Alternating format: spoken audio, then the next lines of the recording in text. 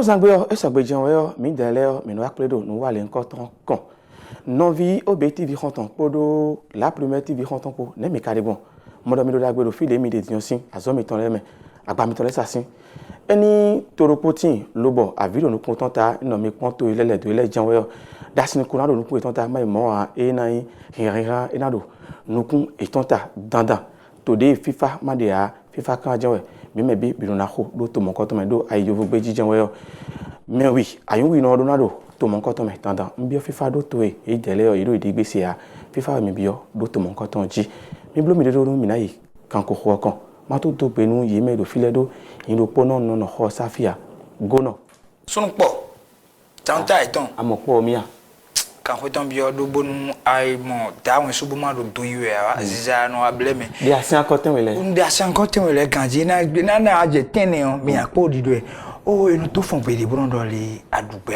mo meri mo kon kan gbedu benefice no benefice yo no ero kan gbedu a amo mi de di mi na nanu ye mi do so enu suvo enu renu ifo a enu suvo enu ye nu ifo a nu ye ma do vo we so ba mi de mi no a chijon fi lo bono ma nu ye ha ye me ganji brondo dava ho mo wa le nkoton enu yin wana go kon le na de jobi o nwe ya me bo me na kan blade na so mo akwede wu me na blode do tavas. Da pio ya. Da ton le ba mi jenria. Ta plateau. Mais ta plateau dit ton ta de so bebe. Quand il boko ta le bi tuya. Na ne akare bon. No fime, no fi. Ono mo se okuku atonu. Na dagbede men ko ho le achi. O mi akamera dagbede men to bi to sile achi. Ye me no pon ye mi ton le. Amo dagbe ka do ano me. Ma de me ma se pon ne. Amo ele gonogono gbon ti ye me gbe no ruku a. Mi o gbe mi adu pe te. Mo mi na gbe ipo. E jeru e. Ya fi agumen nu do apati fi je bo ni na de su ho do fi je wo no do fon gbe ni lesi no a hoka in de so. Ni ba ma kan bi o ai ma se ro ilo ka wa kan ji aji. O da me su ngon ma wa ma. Kabi. Wa po. Wa saya. A ti to wa. Me ro ko aje ba so mo. Oho mi sin po ko je po bi ka jo sin. Kabi. O mi wa. Mi wa. Mi lo ma ka fi ya. Mi lo fi. Eyan. Wa kan ji dodo. Lo mi na nu wa kan. Ado be ni na de su. Yes mus. O fili. Ajanu mi yan kabi. Ayonu mi. Ni na do di ko. Ina pe mi bi ro ajanu mi. Bo ni ado be na ajanu mi ni kan lo. O no ajafi ni o to konde yin. Ai ni lo a. Yin lo amusu ni lo amusu le edido mono mini. Donc ajanu ma mi diyan. E ma yin diyan wa chi gbe nkan do. Ko menu enu. Ojo wa chi ba na mi kare bon. Ça va, faut kanji. Mais on a besoin. To pe Eh oui, mon mimi e mo fe ma ho ton le bio. Ero kon kare. Le bi so gbe fini. Gbeta owo me. Bo so mo bo awo do. Miro mi de le ba so. Mi no me le ba se. Nu ero inferno lobo eno ogono no mo lobo nu wale nkan ton no do yabi niyan modo no plan mo nkan ton le wa ni do akuno sangbele bi tegbe. Nu mesele yo e jere so ino do ache nu wale nkan ton ji e akuno gbo to kere mi je mi ho mo la pia do fo no no to mi jo wa mi sai to le so ino to mi ajo ka no so ko lobo no kan ko mele bi yo bi jen wa ebe ko taji eyan asisa pe podo mo je me po bi do nu wale nkan ton me mi blo mi de do mi na i ko taji oji.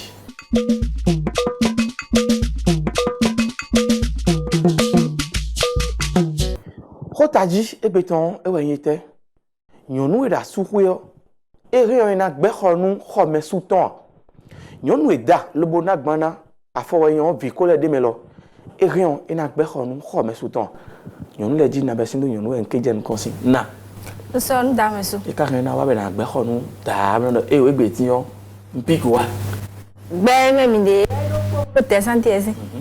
Le be si no temi mo boya e ren na gbe ho na suton. ere na gbehonu suton Chechede. ko ere na wa da ebeton E je godi. e de me akabi da ma se asi aja lo sa ere na gbeho wa ha bi o kho be na gbenu ya Gbe ko to wa su. mi lo kho pe To wa su ton. kan yo esi su do e nyonu e ka na bo me na ho na o chiti kana na lebo Et là, il est beaucoup.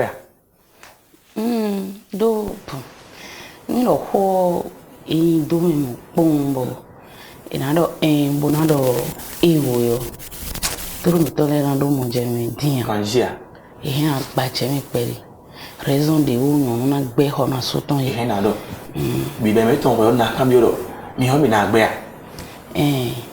na gbe do ndile utu na gbe do ndile utu ti hu mo ba ton na hu mi de le ton we de le nu asitwe ro ko sa he na gbe ho nu ya e gbe ho mi e do nu ayonu e lo to lala ni mama na igbe ho mi nyonu e do be asike na igbe ho mi ani toton podo no meton le po ma si wa niyan bo fofo ton no viton le ataviton yun le ma si wa niyan e on du no don e on da vo don e do po yin lo je mi na du ma da ni we so be wa re igbe ta o et toi da ma se kado o asiro ko mi ton sa ko si gbe ho ni mi o kan mo no yin ko ma si gbe ho a on ta won su tenwe to be na yo lo yonu ali egbon kaka to bo ayan nu osun po do vla me ze obi si pe keke obokun enu du mo to pe o enu gba fo no ko sin enu wa si gbode na don je sin ba ka wa je de ba vla me to nu bo gan te kan ko ba gbe yon da su pe e ba je ba gbe ko me su ton do enu be ya cha jo won je ko ji bon mais alors toi tu vois quoi il tourne canana mais kada e wule balo suno su no da ho je nan mai mo na le kakaton na le kakaton to ro jo to khoma na to khoma e to mo bonu no e ba gbo nko lo don infection o edo na de si don ma de ba lo e bi o infection ni wa ne ele so bi o ni raison de so bi o ni wa ele so mo no ko yun da so we gbe ko e wa so e ìyẹn náà yìí kó pàrọ̀ sí àṣìlẹ̀ náà òyìnbó pọ́n mi ọ̀fọ̀ ajẹ́ rẹ̀ sí àṣìlẹ̀ náà fún ẹ̀bọ̀ gbogbo tó náà rí rẹ̀ àṣìwọ́ká àkóyà tọ̀pẹ́ lẹ́nu yíyẹ tó dò ní kò ní ìfúráfò gbóhùn àgbẹ̀ ọkọ̀ mi àìtí náà jẹ̀yìn ẹni ojú sí ìyìn kó gbogbo gbẹ wá àṣìwọ́ká wà á gbóná òwú ìfúráfò ká humi ló fẹ́ràn ìwọ̀n àṣìjẹ́ humi náà tó wọ́n kúwó sí wọ́n lọ àṣùkò ìwà jẹ èyí náà gbẹ́kọ̀ ègbèdé pọ̀n ẹ̀dọ̀ ọ̀ká rẹ̀ kabi èyí na ete kana zon kaka lo dana bi yo lo bo no wa class ko na je khoji be na no je ena charu ta wen su yin po poro po hwen do mi afoyan lo mi ko si ko chivi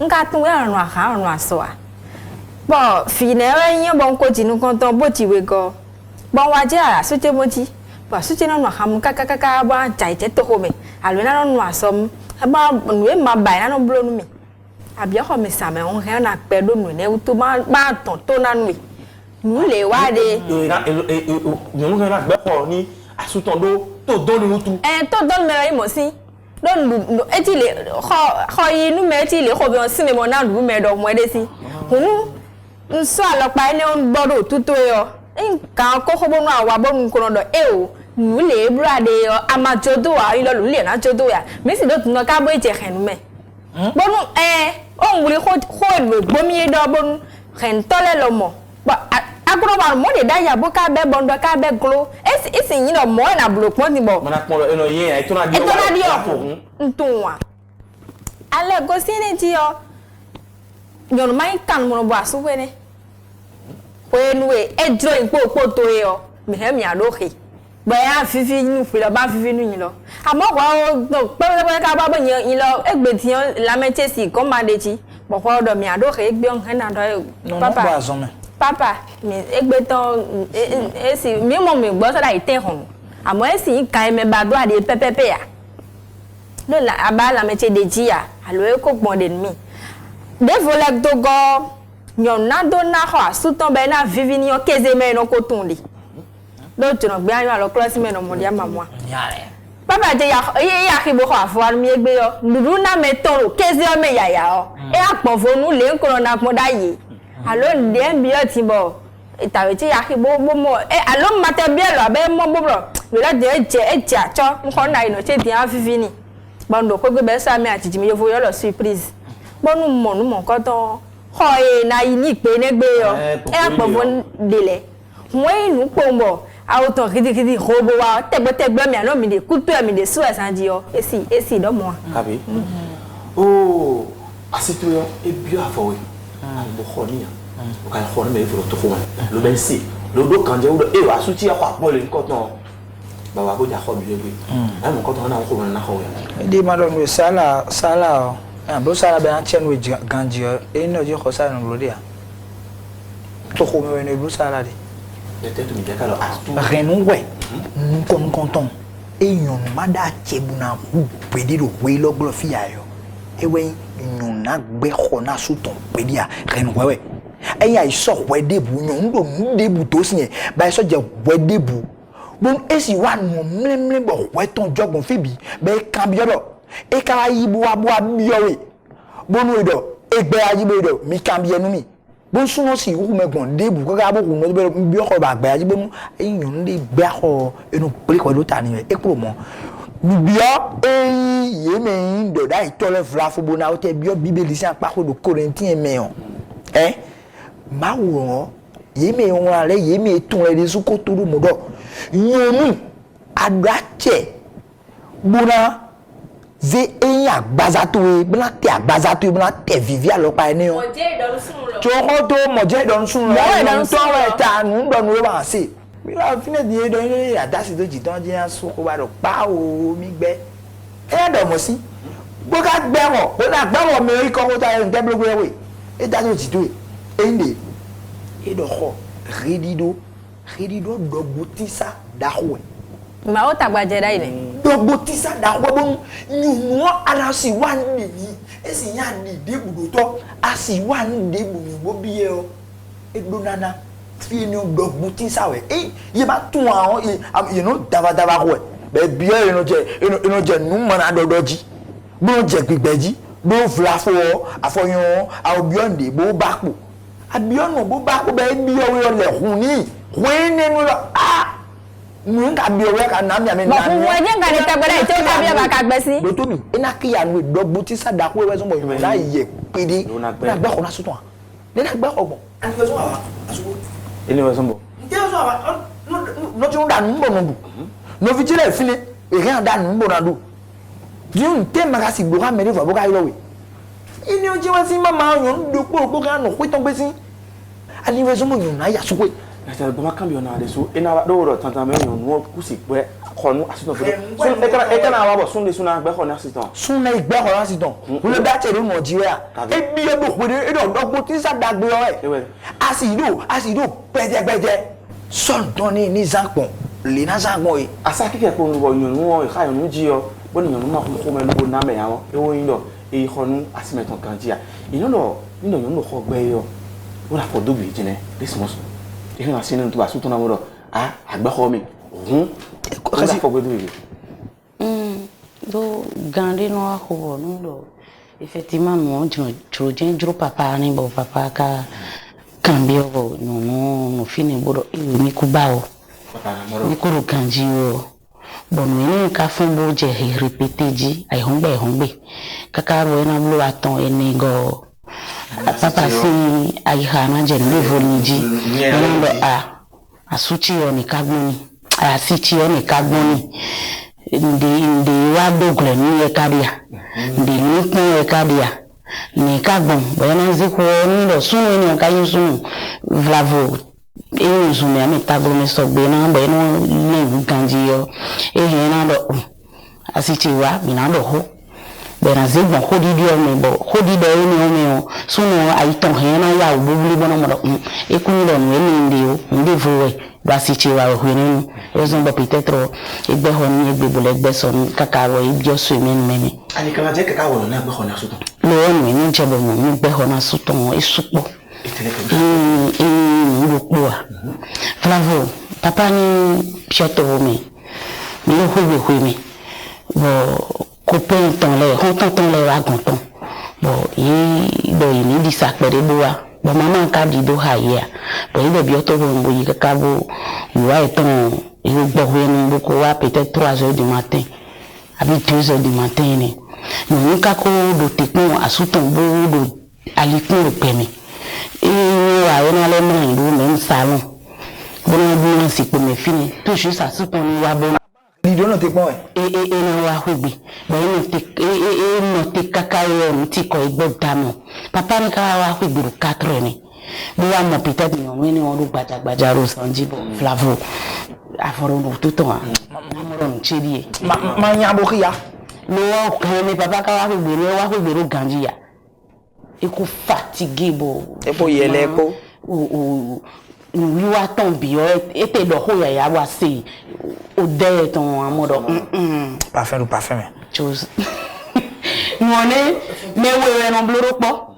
Boni do mais we ma bloro po a. Bo horo po me blon to bo wa bo o wa ko gbe gbadun fi bio. No ne gan iwe ni me hena gbe. Na do as papa.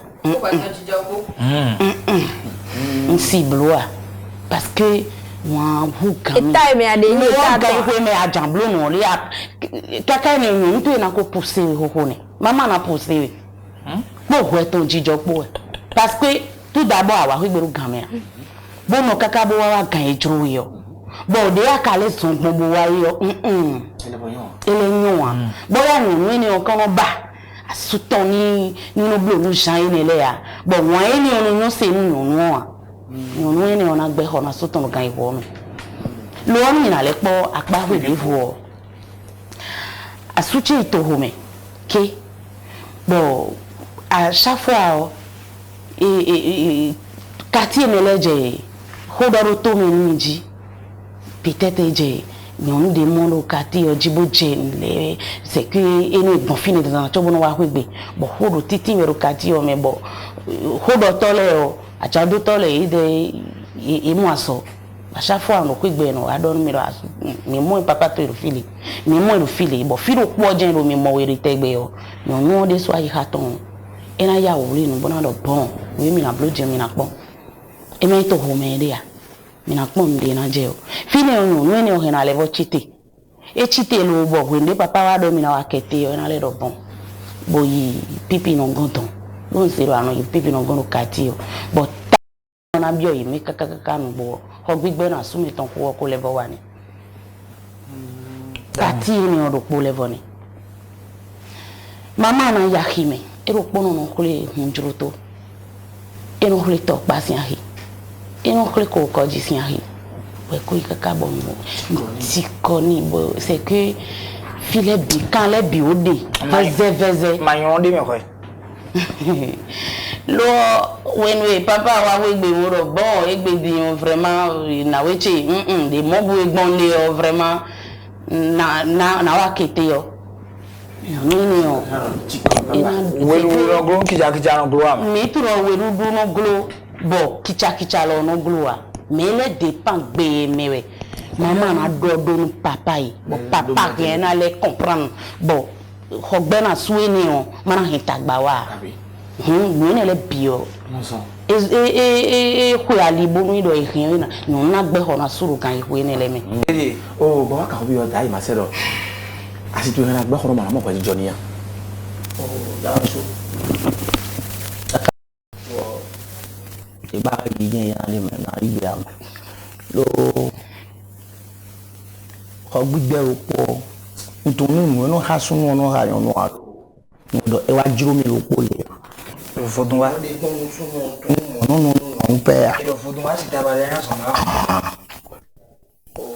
maman do hodi donc que t'es fatigué blo debout et a de me do tan a de me to oh e di ra yan alors tagba ba di o me kun do tagba gbo abi dans sa foka ma do pe ho we ba so ti na tun lo ko me de pipi no gon o ne ma mene ni blo fo we ba wo me flafo ke ba ru du je we o nya ga no bi ke nya me so c'est que c'est fort akun fa wa jire no to wo me taw sun de ba me jire kan we no me a chen we e ka do mo wi Dieu donne une offre pour un d'ailleurs. Le nom du mon gars d'ailleurs.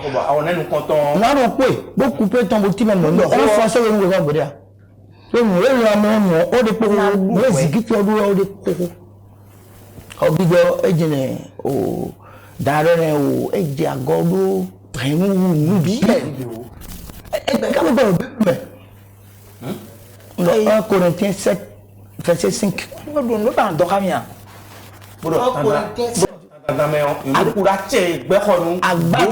Agba te deji vovo asuto tonya gbazatwe. Edi Oh, dai ma se do kode. Yo, mwemi khod to sa igbe yo, imi ko mele ba kota. E kan to ko do no, e o sunu avun e. E na obu go horo, ho me kaka. E rin o, e na ba lu, ko kota. E no si ho gbenu asumeton asimeton asuto igbe ho asitwe lo. Voilà ko e o na na we gbe ton we ya. Lo wo sunu e ne wa ton gangan lo wo. E ko kota lo, o no gbe ko kota to dai. e do me o versin ba do yan du no aji. O versin me o ba yan du no aji. O versin mi ni bonu amadan bo ko be na e khodu ko we. Blewe. Le o do ko si e di nyonu e gbe ko na suton yo. Asu gbewe di. Sunu rena gbe. Sunu rena yin ba ni yo ton gbe do ko e gbe o. Fi wunya do na no beto de pere. Kafa mi no mi no na le bo. E na bio de le mi yo. Mi gbe mo. Be ka do ko kaka mi no le ablo. Ya de ba jira. Ngbe edo e de nde gbe de ya so we bo pe ko do eji. Ah, Ronaldo ngbe ko. Egbe ni iwobo. Eno le do fun gbede bu no do. Ananu yiyan. Àwọn àfọ́ ni yíyan. Àlẹ́fọ́ tẹ́lẹ̀ ní domi káde. Ní tó túpọ̀ mọ́kó ní fọ́lá. Oh, na. Sọ̀rọ̀ tàbí sùn. Bon, tàbí no ado ne eno blobi ne. O ado o ihe na wa bo. No na agbe. Eno ye ho gbigbe yo. Ni àwọn bi de mi la fo. Yà sì dọ́kọ̀ jọ̀kọ́ náà yọ̀ mí yà. Dọ̀kọ̀ jọ̀kọ́ ní mẹ́rin mi pọ̀ ẹlẹ̀. Ho gbigbe yo na to de mi la fo. Eu, no mi monu kun je mi le gbe me o. Na to dede mi ya. Do to ke me ya. Nde ti asan. Ngba ho nu ebo akaba bona to nu e uzon pe ho nu yo. Mi he mi adodo yan le gbe me. Ino so ma ka ba na tun we so ma gbe ho ni o. Ba ne ma ga ba tun agba mi a mo po ho me ya. Do eno ọ̀fọ̀dọ̀ yin o yo mo pese gboro finene. Be bi ọ̀fọ̀dọ̀ gbe e ka ke yon e da te ba ikoko ta lo blo. Wọ́n ní kàdá tẹ ìkọ́kọ́ tà lọ́gbọ̀ blóyà ìkànfọ́ mẹ́nu mẹ́rin tó gbọ́ pẹ̀lú wà. Flavon don tó pẹ̀lẹ́ ní bọ́n má ṣe à yẹ ẹ̀hẹ́ yẹn náà rẹ̀. Bọ́lá wẹ́ẹ́ yẹ má bá bọ́lá bára ló mọ̀ jẹ̀mẹ́ta yẹ ẹ̀hẹ́ yẹn àti mẹ́ni. Ẹ̀yìn mi dọ̀bọ̀ mú ẹ̀fọ́ tàbí ọ̀fọ̀ pàgbé kọ́ sí. Ẹ̀fọ́ bí abẹ́mi. O lè sì bùsùn dọ̀ ìwé zumba ìlú àdàn tó ní sunu lẹ́yọ ẹ̀dọ̀ pẹ̀lẹ́. Bọ̀ yẹn tó ká dé mẹ́à kọ́ gbígbẹ́ tó ká dé mẹ́à. Nyalo tele kademe. Nyalo deme no ero hogbe na suton yo. E wona suton pepepe me. Ina kpondo jire me bona blo. Ni do nyonu e ka nyonu mi ganji yo. Ina le gbe hogbe no asuton. Nyalo do edeme yo. Ezumbo c'est comme nyonu on de suero sunu to esedo ko hotane. Lo de yaro si sedo ko hotabo. Hogbigbe fon boro ki répéter. Bo ai hon gbe bo e huzu azonu e bo ajebi waji yo. Asutu yo na ponko ho ene yo. Ate don renu. Bo sunu ka no gbe. Do e mi kure male lo gba ko se kan jini. Now lo no pe ho ni yon de so. Kan ko yon no ke so na ikoko table mi la ipon. Ene yo de mi ami. Kabi. La ene yo Where so la kanto beje ko hotane boleru sunu e we peporo po alevozi do c'est comme si a jezi viro ko jini do mi no ko de na nu bi yo ana ene kwa po ni yo ene na nu bi le lo kwa po ni ko ka na ene yo ene ona ve o ene ona ve o pa parce que sunu si gbe ho nu asiton mais nous amalenu bloa bon echi façon de refiner bon alors paré bon sunu c'est que nous si tout de na expliquer bon abo wede sou meto ohun ya je wo eji lo ko gaga no hu da lo ko a je hogbenu asito eji mama so bokun dana na parce que atunu bon à chaque fois nous ayi no ji o et ano satisfait ton Andia. ano gbotro ton ni bo eno Germany alors nous do zanyon nous ça ten o kaka si ze ko fo boko jaiza jiboro kan ji elelele na fon me ro kati le do bini le Germany kan ji ni di on ma ka je ni ala dam kan ko midi yono so ni le lo ta bon do donc moi a chi o so nu ji de wo do bon egbe di on na bloa asanton gbe na bloa elevoro ali gege ko c'est-à-dire akoleje to homene boko mo defo bo eno mian ku we bo de ro ko sa o ye so nyon pon de bunu ya de amblogbon bo ena ton aleje o le wi ni oba ji ni ehena wa gbon mo eno wa gbon ino egbe yan fure o na lo ne ba ne ko ton ka ro fi fo ni o te ko ta do ma do ni suwe kan o gbe so na si ton le Zaro so. Sunu de sudo ache. Bo agba honu Asia. Me let me wa bo gbe bo ino duro láti no lu be je kan gbe bi afine to me da fogbe yo Khoda khoropo ni. Lo ko ibinu e no na lo po di ai no alo kigbon e bo zon yo gondon a sentir lo zon yo ka fe o zon yo gondon ka ko si to lo wa bo na ti no wa dro kon to yo ano ife o gba dero fi ni we wa na yin shadow men lo di o sunu mi no gba honu asimi ton le lo anyana blo mo lo gama lo we o mi créer àwọn gogogoro o be jile mi merci tàbí so o be jile do affluence on me bo lo polo do po fi ro ponu lo langa longwe akunlo ngezo ba wa je fi fatigue ji amasino to mesin ba sade go e bi o ho wo anu bi o da e ton ko wo ne tàbí e yo bo won na gba ko aka won sun le sun na gba ko sun we do ko gbe no asi ton le we zumbo o be jile me lo gigo tàbí o gono na so tani wale ko ton mi asutara ko ile o na so tara bo kan bi oyan le do ni kenklen ma so iye gbere boku doro bodo mi agbe o bo nsun bi mo gan do gan le ayo oyan le lo ye lo kan e apon nsun le do so keke akobno do sun tegbe yo enu aya bo mi de sun garanti gaji tàbí gaji ko no aje ko le gbon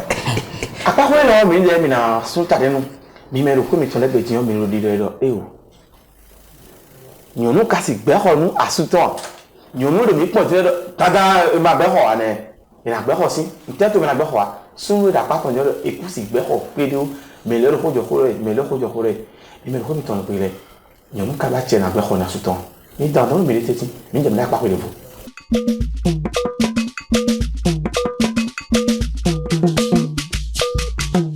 ko ta ji sin zan mi de mi flio modo eyin asiza kuyo ko mo ko ton pe mi no bi yo asiza kuyo mi no ayi kan sin dagbe le wa nu mi mana revelator ya e no ko ni le mi de mi no yi lobo ino ano apa mi to wa le nkan tan kan asiza chingan e ro ku ko to no ke to no pa eyin wa ni mi tiyan ina do ide kesitin pa me ko be mata sopon dawe so lo fi be ka mo lo me vodun e wa nu gbo na e ka e ni na mo lo me vodun bon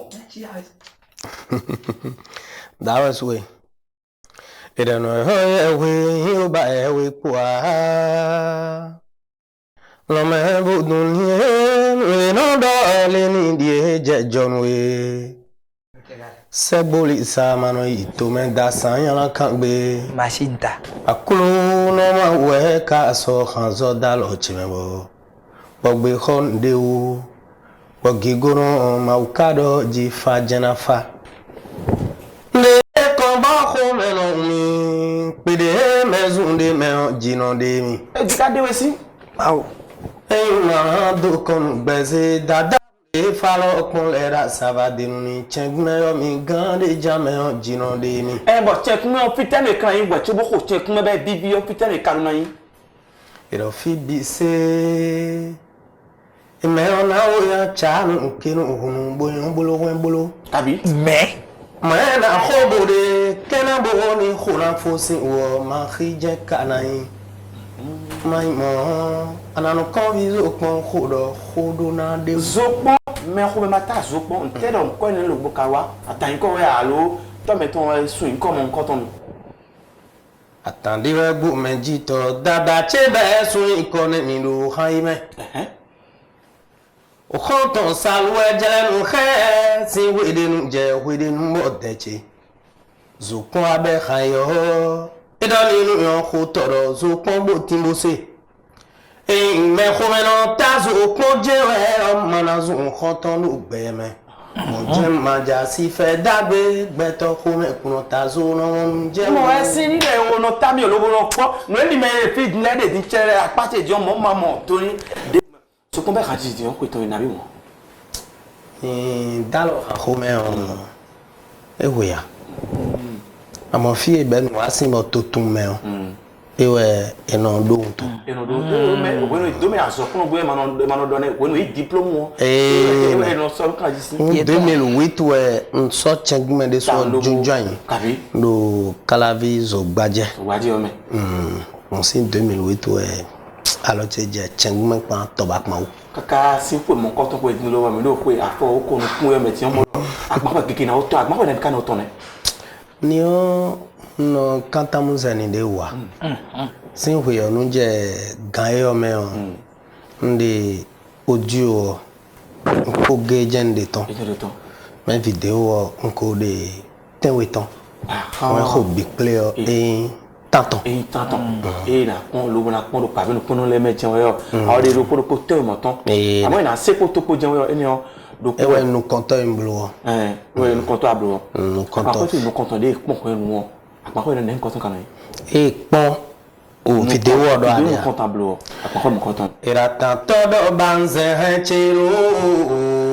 Puluko ko hunte mena do khebio so beta la la la la la la la la. Me na do mete Machinta. do banze helo. Honda koko mi le we akwisun kogwe.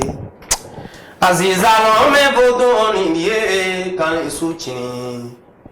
Mami mano wili la obazo de kon. Asibo dan dog gbele muton emi no tele.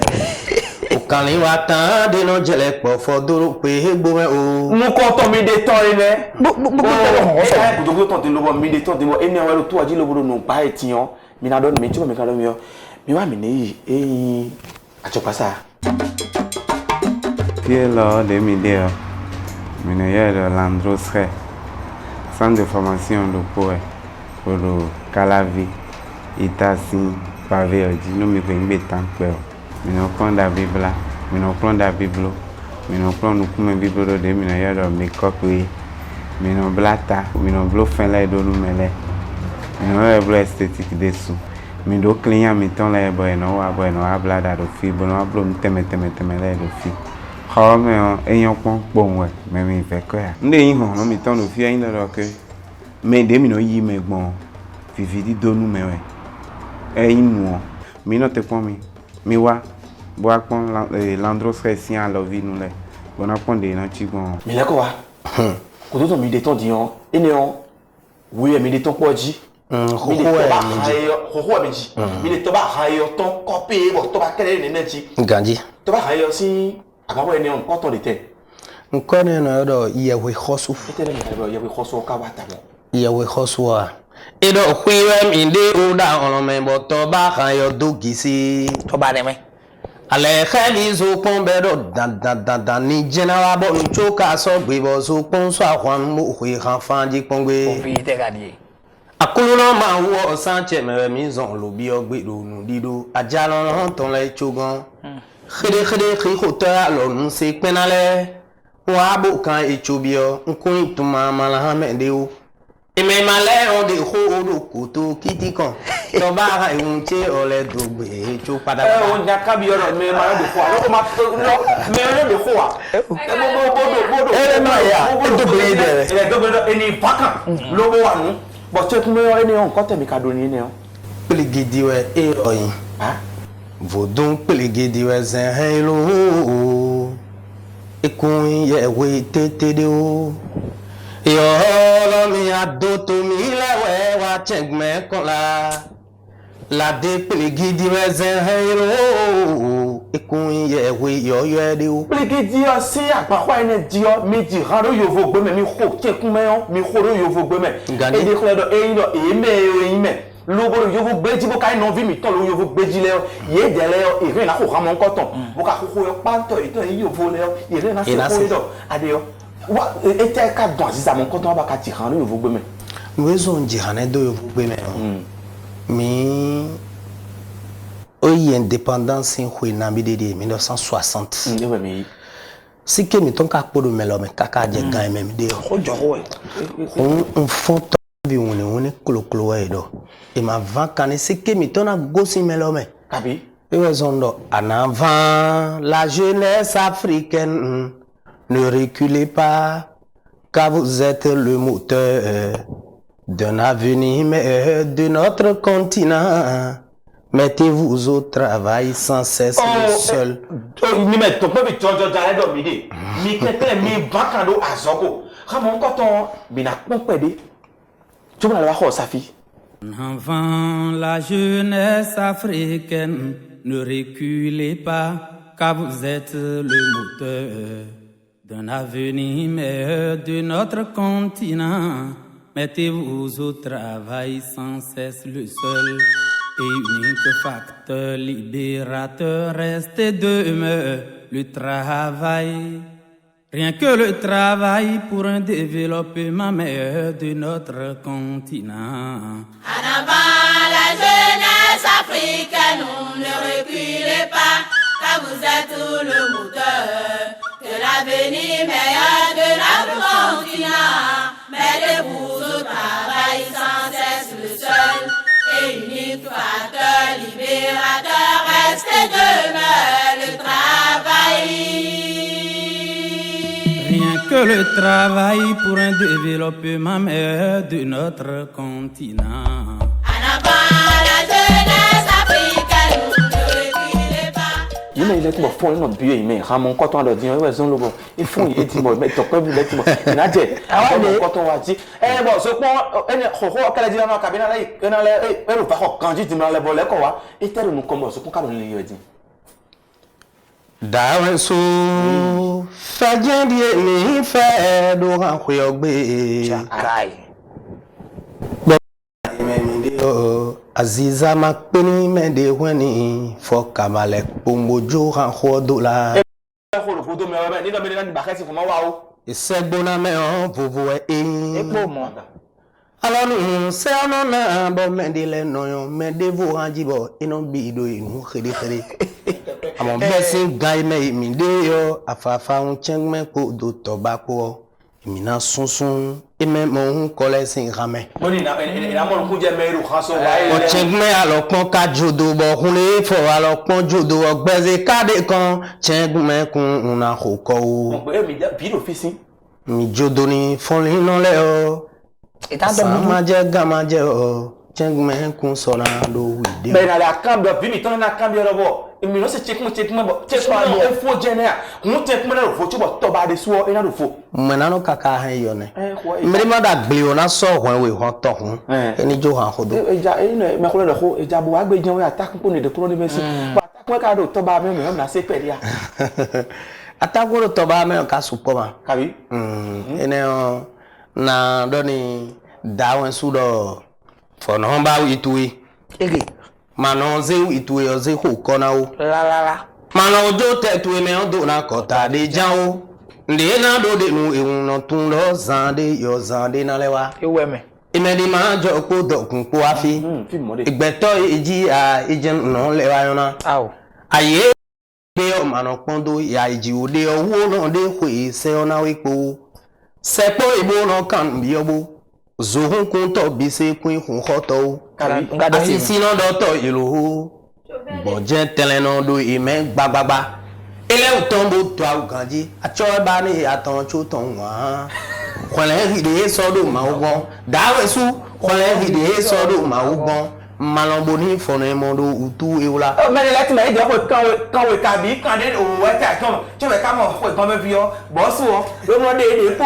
bi eni opo wa mo gbo do eni ma ni wa nu lo van kan ni do kan wa down e ma lo nu gbere rugba yo kan so kere me so pon wa ti bo na na ho me lele to mi lebe te na yin ko do po ina kan bi mi o kan so kere mi no wa ai hun gbe me fi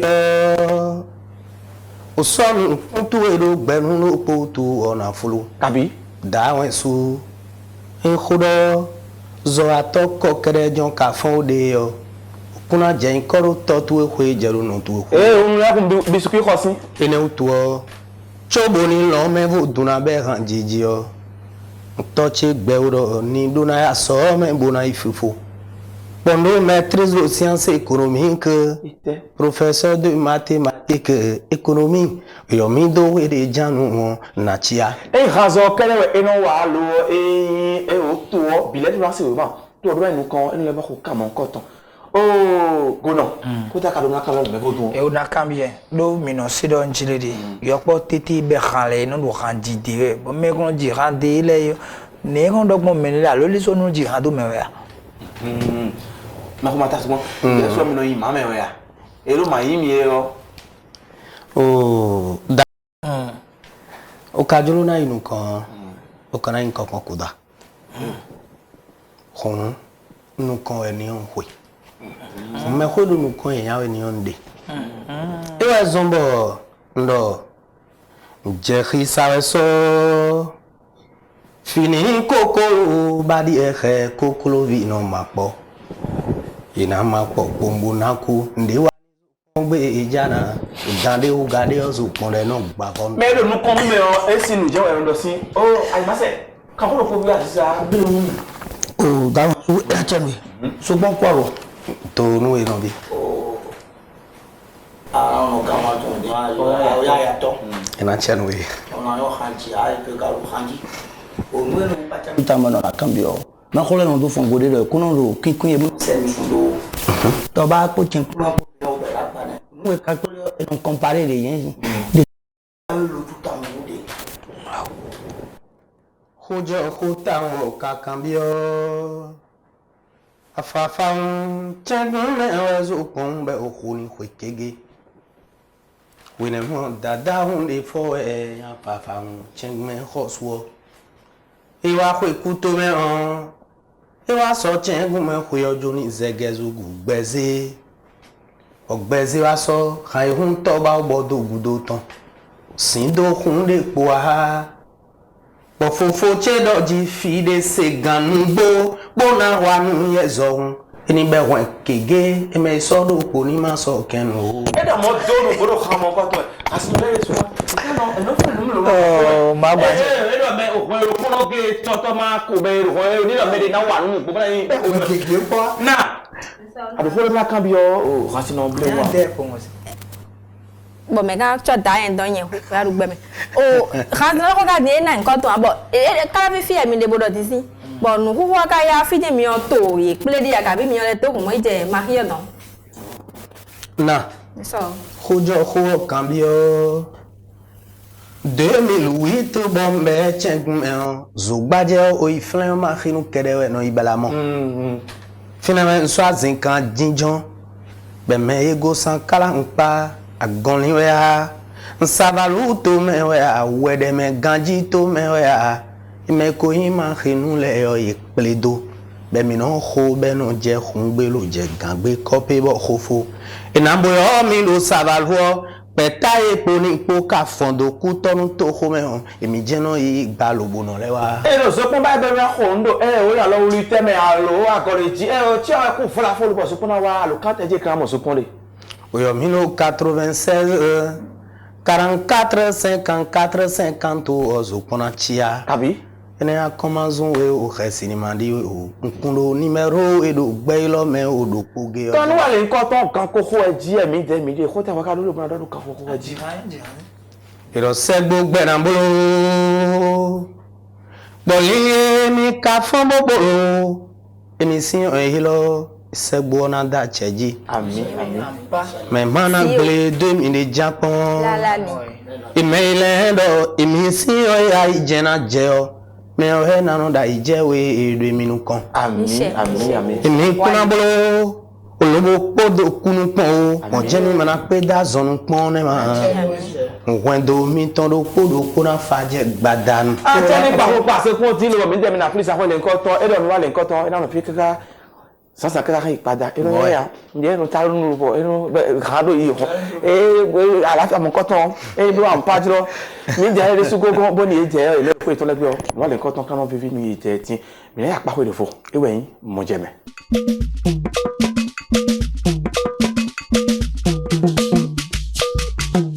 e mi wa mo je me sin apako no mi tun bo makado mo je me ton kanjia e wo mi tun no bodo mo je me ton bon le ka tin lo bo mi no monukun je me kanjia mi je me la so ni le nkan ton le da kun lo bo mi no ra monukun je me le mi ko tun bo mi no le monukun je me gona mi no c'est tron et tron vodun tewa in tron vodun enya alors nous y a que si me de te kai e wa zo mo yi e yon do to khiri huno to gbe mabu to gbe ka se bois huno to nu ma Mikudo zaza. Mi karigon. Mi do ganji. Mi dagbe mi. Mi fon ganji. Mi tole si no mi kala mi lo sin donaya. Mi de mi na jodo a. Kabi. Mi no si tron. E tewe ka in tron. Podu tewe in tron. Oh. Tron do bi be me o eyin vodun a. Yes is bo mi mama dide mi na do Jesus nko. Ewe tron yin akuru gbero toton dewe bo eyo eno jetero fide nyanya wa to supo dile ewe no yi beto si agbaza bono jete bono gbenu nde no yesime mla beto si gbaza me gbli azito boto no ya wa tole e ka blumo eno le va ali tomlo dido fi egosio me no to e ka de kaka e wa gbon Mali bo le bo jire no Mali kaka je fini o mere ko ton tron nu yesi se de yan fi de muzu edin bo mi do aro si san me bi wa ton tron de wa in Ghana no Ghana to re timo ya kalachi bazio e no gbe ndo fini ganji we onu me ya ho e igbeto si agbaza bo wa bi o wendo to ini o me ka moyo e mo ba yin papa de bodo a do wa wiwe atanu bi boko no he kolo do alome mono ke chapelet malele ton mono do ya wi hawe no e do de me no ton e ka mo gbeto mo ko ton e no mo ra si za de do fine ni yonu le e fo ngbe akime o no dj no fire do alile to mono fe gbere do ino mo kun je me a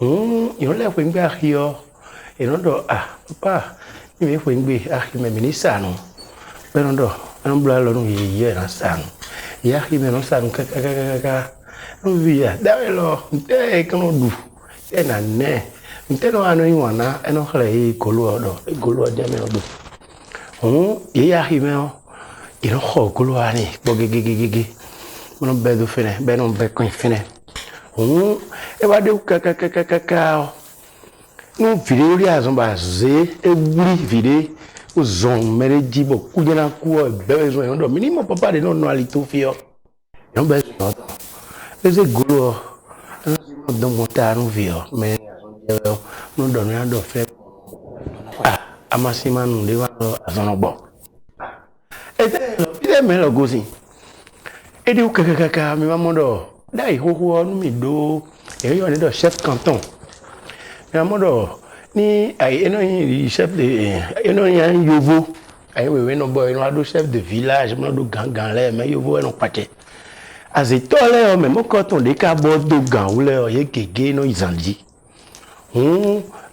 yesi sen no de wa bo je wa wuzu mo na hugbe ye o e no je se bladi l'idée bon quand Jésus bon Ponce Pilate bon couwenye do y a pas deux rois et do ni do jiri do mere voler wa bo mi roi mais na 2000 yan khosu do weri onu fite me go si ple wa no do couwenu me moe i blase bo i mo o gan bo do jiri nyane wa fi mo do jiri mi khosu papa kunde ka do mi khosu de a we onu bo e do na de si to me do teme jan ya zi so si dunwa bo so si dunwa bo e sin jewe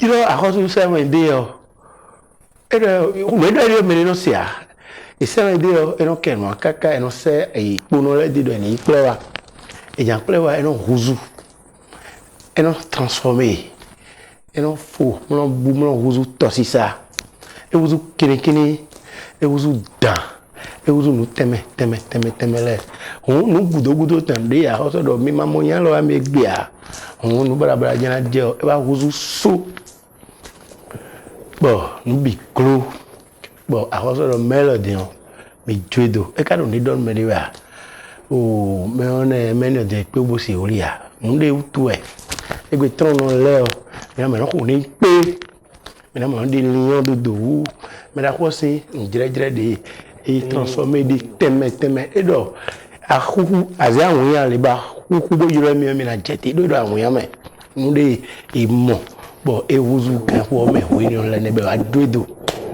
de judo et non fini kaka mi mamodo nu dagbe ato filio beton je si c'est quoi dit mais le va je si c'est quoi dit disciple donc il est kaka eje de gbebe si se non yi ma rumeo ma dobo meo ma gbase meo ma wa nyanya o ma deko ma lino zo to nyanya o eje gbeme si sun le donu yi peri kaka mais mon coton le e wa don ye gbero poro je mi na yi pero no idée non et na wulu teri mais jan ilo to ma fi pero gbere emi icho emi na do fi kan o debu me be se goloro pole o yiro nko mi tan le emi na no je ti bo nu de mi no blo ye fi o e je mi na no blo ye be do adegba bo nugbo wede do de fi de no kolo de no hewa ni le o e su polo fine kaka ba uzu collatéral une grande forêt de cola parce que ici terminé hewa e de so e du vo e no dudu e kono voa kolo ni o e je no du e no du nu de gbeto agbaza no du e duwa kolo wa no fine kaka wa e je wuji e wo no sen mo le vo kon yan e wo no sen mo le kon bo fine wa kuzu bi si gbo me da ko de ai hon ro ponu bo e ba me da ko po relu e me de no kwa no fite de mi so mo ne mi na lo mo ro popo e kolo na bi de we pe o ro popo je ko tan bo en ba kon re mo be do fene ono ni do fere ta du video e vo sin video e no se kolo ro po no e na e nko ro po do jiri e nu nde bo jije bonu e yiro e se kolo bo jiro nko mi ton ni o nko mi ton vivere e mi ajete je e mi na gbazon e mi na blo nde mi no blo bi bon e se kolo nu gbo e video azon je papa no fitade abi nde o azon gbo mais le bleu expérience ne ouais mon bon no me la o imbo me wa so ne mi am lo bo teri ti on golo le je kukudi de me popo be ko me je kukudi e no ya kibe do ye do golo de lo pa de mende o e be na san dan e do je golo bi si o we le bunu le bo yo nko mi tan mi na je tim la jere no jawo e ho golo le do akibe de bu le bu pe no kon do kuku odi non pour dire kolo de ide social le do ko bu ko je na wa so aji ile bro no do po fine mewe e va do no lo dio ne mi kana blubo e si se we le coton au lieu que me ko ko na do xome bon no lo e na blo yo no yo ne do hôtel e na do teme de ni be na we ziza teme o ye si se de we mon coton e re na mo tem la no jeti mamodo mosquée mi tande mi no ideo fi kanu no mo khaye we no e be ro li no de akuno gbeto zin lo tun bu dale no de letin bo e ndo gbeto e fabriquer bo mi wa gbebo amo e ni o le o e no be mo koton to fene mi ka do ma che de mi no le do propodo e azode no wa do we dizaton bodo ale de no e de do propo e me ko ni le wa pele de bodo papa kunde yo ne mi kana blogon ni bon mais o do nu e de o zete wa yesi se mo koton mi ando temeni mi do nu amale yesi se mo koton be na file boy na no si no lo glego me na fine mi ba no me na fine be na ya mi sa ho me do mi na no yo papa kunde ro fine na no sen fide tron wa uzu vodunle boy no iponu boy no ihode mama et vaudrait me les congbélé à ailleurs au début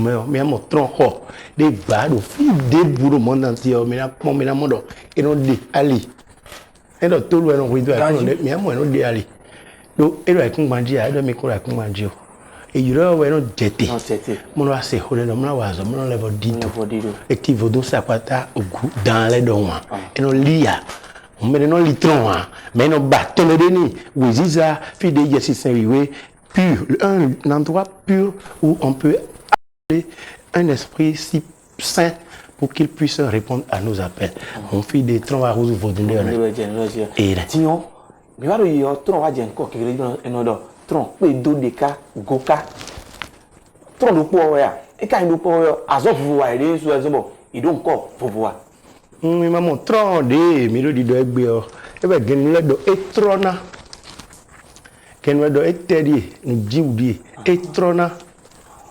et non wuzu agbaza et non wuzu nous de malende a amri ma budwe nous de meresi do dino tron li wayi bo nye tron so pe nye etrona e glona etrona me amodo janwla e won etron e coupé etrona e wayi tron puis tron et tron na yo blanc on tron de fi de me la hono kano buka di do bo me de enyi budune me de ton on we de no tron ko de wo azig bo me la bonu e ton fi no pla me le soyi bo e no do atiken yi be no kan ka ta bodo poati mono tonye viadi won géomètre enyi bon oui nous et Togo au Ghana Bénin des cours vous nous y dit là et au royaume là bon Ashanti là dit au Kenya là dit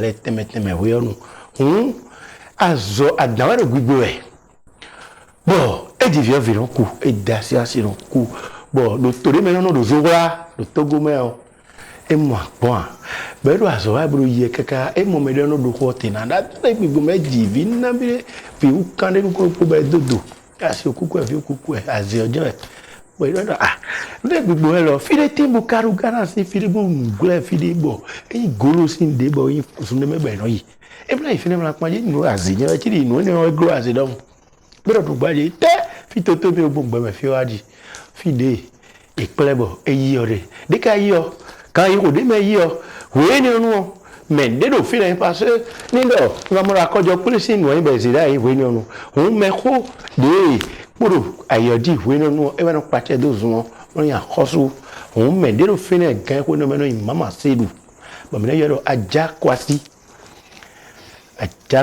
ọ ẹ̀wẹ̀ gbèsàn gbẹ̀mìnà dọ̀ ajákwásí ọ̀hẹ̀ tán wa òun tẹ̀ ẹ̀bí ajọ́ mẹ̀dé ìmọ̀rò fílẹ̀ ọ̀nà eka imoyo adale gbigbo mi abedo edo atikeni te aji kla viasi edo atikeni vire so kude a ndi ka so gbe a bo te bi aji do nu e lo do nu gbe figuro volado do beto dedu adale gbo mi lo beto do nu na mbiri bo adano po gbigbo be mo eno ma vodo rien azi na jere kale toy na jere edo dagbo mi tole kun kana mere po nenu blogbo so fante Trondoji Renana, Jacosio, et c'est le point Kakabana, Tron, Concontant, de Zola, un Tinviadi. Tinviadi va bien vous de Voodoo, le mien Tiratana. Le Voodoo, les cotons, fidèles, de rien, manque, fille vivant, Tron, on connaît un belgon, quand, donc, mes décousis, nous d'agber les cotons ou des boucales, nous voulons. Maman est un dieu à coulant, oui, à son abawi. Tinviadi, et Dieu, mais d'autres Tinviadi, un tron, ou à bon, mes deux, c'est Tron plutôt de cas et oui papa bon maintenant yoro papa on dit et oui to oui nous t'en viens à ka ja ko si ouais combien de dire vodon ero weji plutôt de cas et ve village et d'ailleurs on va nous cha mon xome no wata no me papa kunde de so e kon xome no wata no me de tewe jiruwi t'en viens mi to papa kunde we mi ba file eduro petu dika dione kan ho mo koton meo me de volati mo kojo kuma adama koton bue bo e ka yo ye do jiri de na wa cha ba mi ledi e so we go wa petu ve ai petu ve ho anamo do tokun do purupu maman décidé même là moi fait avec pito vraiment pour le propos au viro propos do et angel de propos do a zéro spécifiquement pour mais propos bon il donne ko même là ta no mais tant il donne en ancien il donne le trompette de can en ancien donc trompette de can ko pito ve pour de il m'a dit top ni va dit pito ve mais hier no wan tede et qu'on non qu'on pito vie yɛn kɔmɛ azɔn de dina tcha wòle nu adagboyi bɔmɔdé nu ahaba sɛ vododo bɛyi tcha bɛyi réglé nu yɛ ele kɔ yɛn akpɔ wɔ so aka mɛ mɔ wòle so aka wé mɔ tó bɛ bɛtɔ wànugbɔ nu yibɔ asɛ mi do bɛ mi yi wà zɔ wa ɛna kpɔ wòle so ayi de yɛn ahɔn gbɛrɛko bɔgbɛtɔ na gɔnu wa gbɔ eka de ase kɔmɛ yaya akpɔnu bɔ nɔzo te yaya agodza gɔdo akulɔ gbɛrɛtɔ amɛ mɔ ele kɔ yɛn na wòle so gɔn. Fille très plutôt vieux et il y a un gros plutôt des carrières trop goka des temps viager il vaut donc nous voilà mais nous content d'avoir des témoins sosu deyon et do togo mais lomé le quartier bé et do quoi oui on attends mon canton il y a sous bois baisser le vaut mon canton à togo mais et temps viager comme camion ah moi là le bâton viager là moi dans le bois mais les souillons on est belle et rien à y a dit tembi ajira mi jame cambio to mi ton e aja ko si go cambio aja ko ya ama de mi jaja tan vodon de ndrenu di donc ina vodon so su jeyon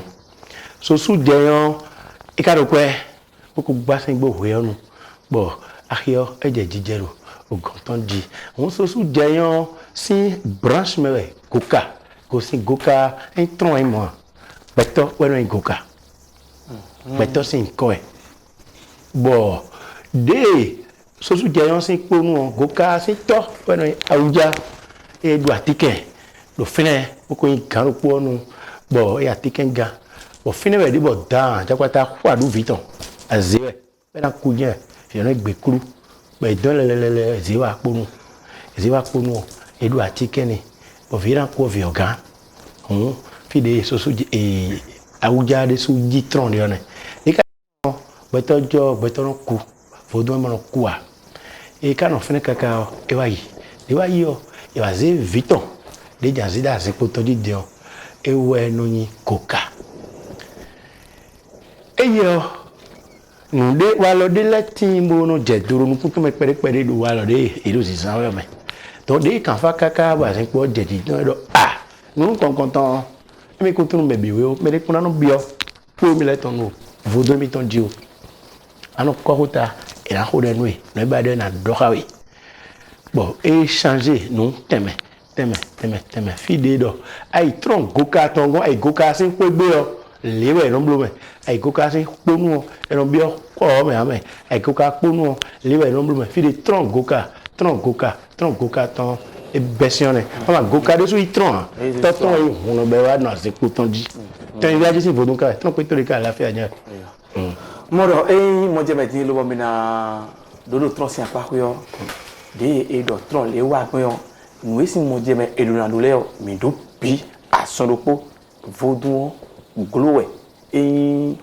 onuruton da hu be no ne glowe de tron wa gbon yesinsin kaka lo wa hu je vodun do bo je maji go si mali kaka wa kanda gon togo lo bo de ton ti fi lo bo do dagbe mon koton le wa yo gbe mi na do ni yesinsin mon koton lo àwọn voyin lo boya kan funi akrono pero to desu o goron mo no me na ho ti so ko be na cambio ana de so ko be na cambio me na ho o vono ho bi me e atare me gbo azesin adangbo me wa ya e oni de ejian mo ro vodu mon koton e yo e no wole mo ga ho ku to me na cambio we do golo kere vodu no do cambio le wo nde vole golo je nuru ton me amoro tron e de wu yin bubo ze wa me no wudu jiton bere kon golo erodo fide yesisen iwe kario enota vera nana weziza enona parfum bonu wanda gbeni na gbezo me fini o ni ma hwen wa barabara de bonu ena yo vodon be ran kon te ma je wo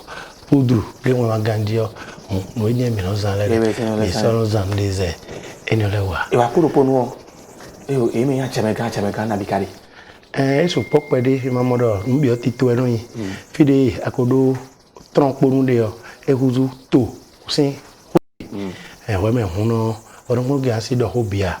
Hunono do ne be yoro pejigan. De me odo atike. Bunu apato e, bu pon mo pere ba mo do. E di nu bodun e do sun yin we. Do sun yin we tron. Amaye so a ko be na do tron as e wi mo wi ka as ya tron no blu mo. E no ado pejigan sa be dike aran an sepo vodun wu de aro zogara yo. Me mo ko tan lewe no ko puyo. No yiro vodun do o de su when I we ba kuku pe le boyo papa kun le e na tete. Bo adande me ogbo yo. Ado ko ni na se mla wa so nu me. Won no pejigan. E do pejigan ni wa tun no de bukun de bo yan no gomade me no mi ton le e no do tasino we na to no de ko kan yan no se apa we un bi wa ponu e do amasin de jan la de jan blo tasino we na occuper ni e no huno na e chi fi de mlando o na we wa e jan le onu e di wa e we o de ko kan no ho le no tin mle nu wa gbo yan no blo e di afori klem e ka si do to gun e ka si do me bi atasino kula yan mo ko tan bo bo tun ka de wa ni gbo bon moi on va dans les gbigbo e tasino kula je ko go na kan ko be na we te aplo do no kaka yo me azambi yo no le mblu me na ndo ko me nyonu e se va je ko cambia tron do ko ne de na mblu bon e no mblu bon me mo ko tan e na gan e do tasino tron no do hasino tron do hunto e no ayo ndi do atikenga c'est le rôle de l'organisateur on doit atikenga sunu no atikenga nyonu anu di o pe to kanya su pom lo wa ko gbe o pite mele kana me la mo simonua me ka ton gbe te bo ahun gbe ye du nua ye mla yan ye wa le ande bodu media medita me de fe wa e fo me si wa ne jija de no jouer rôle ne mo me ko jim lo pon comme si tout est-ce que tout va bien mon nous et doit tinkenga de ko le bio rôle ne wa gona le bon nous peut se voir de kaka bonu agence ministère to evo 40 ans zedo agence 50 ans zedo de couleur mais nous t'entendez bon tinkenga et non yo il me sage bon on de wa kaka on te jeune a bin de bonu il tinkenga do ko le wa de mi kan do ide na do jiri on do suru le bolé on a do fifa on do message et sage le yime mi point ne e o ni lo ina wa huno gangan lo bo ni e hu do e vla fu be na cambio e o atinke do bu eja a na momide ene o no de chubona na lo kanti o na do jiri mi de no yin huno gan toregla to gbe mambu mi de o tagbo sin go imbo mi du tagbo mi de ton wayin bokoronda ko ba tan wa ka gbo edide no ton vi exactement et non on me gan non il entendu même on a besoin de dire va tête d'eau ta grandement tu on a zéro ton les souvent rouge bleu bi beglo mais de c'est 35 encore au cas il tron le médaille donc grand popo en 1935 oui on to médaille ton le et sous de tron mais kaka to médaille ton le wa on gan et sous pobre o mais non grand pas question avec podio toté et va ti grefo kaka eji mi dele mo mi so tro me gbe de mi lo mi lo vodun mi tan on mi dele no grefo tagbo mi tan ambassadeur un pen via di dodo no na Benin c'est kongbandio e no do peto jawa no na Benin dagbo mi de tan to mi de tan e ka ambassadeur no ten via di Wigor il va non finir parce que ça faisait la deuxième génération la génération de mon père donc papa et ton via di wa era jete do grefo Zomaï ouais comme l'été c'est pas fini to la ouais bon on déjà écouté à Dieu Benin bidon à faire au convoi on tité Zomaï tu ben a dit demain on vendredi notre pita kaka na l'école le mardi on de mi de gwen mo Zomaï grefo na e bi grefo bien son kadi tu bon po mi lo mo ton e ka ro do foro grefo to mi ton c'est boro fin la gosse vodon et des sous grand popo et là mon numéro 61 17 95 18 61 17 95 18 vous voyez toregla mi yo aloka mon coton le jan mo do to bi ma bo toregla e na so yo ni mi bo hudo mi to e ba mi le do tron si apa yo mi na mo mon coton le ti do ni juro no wa le coton mi de le mi na do te mi na ma do akuno san pe ina yonu do podopo mi ton do gbe no shidere ke se su podo àwọn gan ton le bi po ina che mi tin o dabo